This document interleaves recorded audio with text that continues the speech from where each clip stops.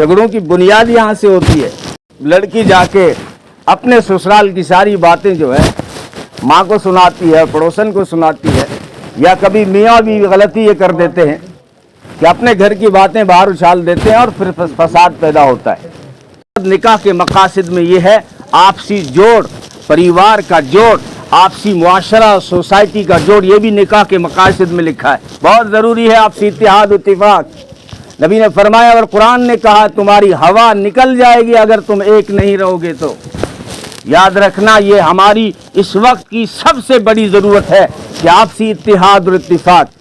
अगर हम मुत्तफिक नहीं हुए और एक नहीं हुए, याद रखना पैसों से कभी तुम बड़े नहीं बन सकते।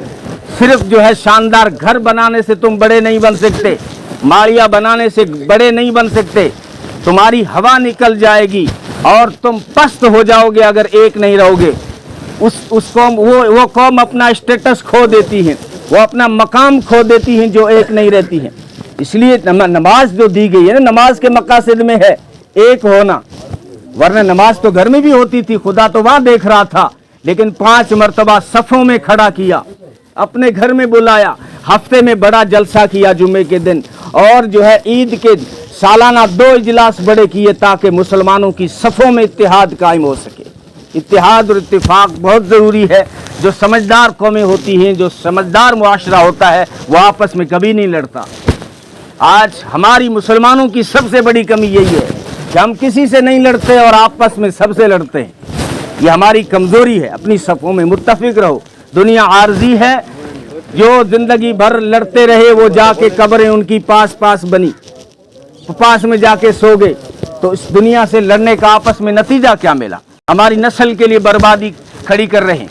इसलिए आपस में मोहब्बत, भाईचारा, इत्तेहाद और इत्तेफाक सबको एक्सेप्ट करके चलो और बड़ों का एहतराम करके चलो, तो फिर इसी में हमारे लिए भलाई है और खैर खाई है। अगर हर आदमी चाहेगा, हर घर से पटेल जब पैदा हुआ, हर घर से जब हर कमरे से हर हुजरे से जब नेता पैदा हुआ, तो फिर जो है मुआशरे में नुकसान उठाया है, फिर सोसाइटी ने नुकसान उठाया है। तो इसलिए आपस की सफ़ों में इत्तेहाद इत्तिफाक कायम करें, आपसी भाईचारे के साथ चलें, ये वक्त की ज़रूरत है।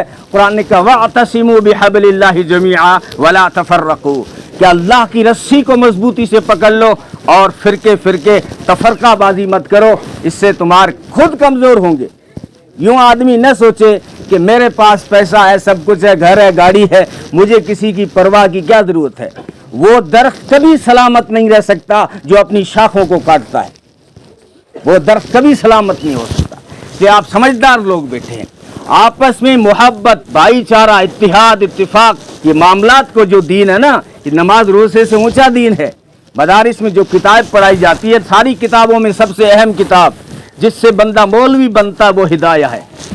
पंजुम में, अरबी पंजुम में जो पढ़ाई जाती है, हिदाया के एक हिस्से में सिर्फ नमाज, रोज़ा, ज़कात, हज बयान किया गया है, बाकी 3 हिस्सों में मामलात, अखलाक और लेन देन को बयान किया गया है। नबी से कहा गया कि एक औरत है जो नमाज खूब पढ़ती है और तहज्जुद गुजार है, इशराक भी पढ़ती है, तस्बीह भी फेरती रहती है, तिलावत करती रहती है, लेकिन उसके पड़ोसी उससे दुखी रहते हैं। नबी ने फरमाया जाओ उससे बता दो वो जन्नत में नहीं जाएगी, वो दोज़ख में जाएगी।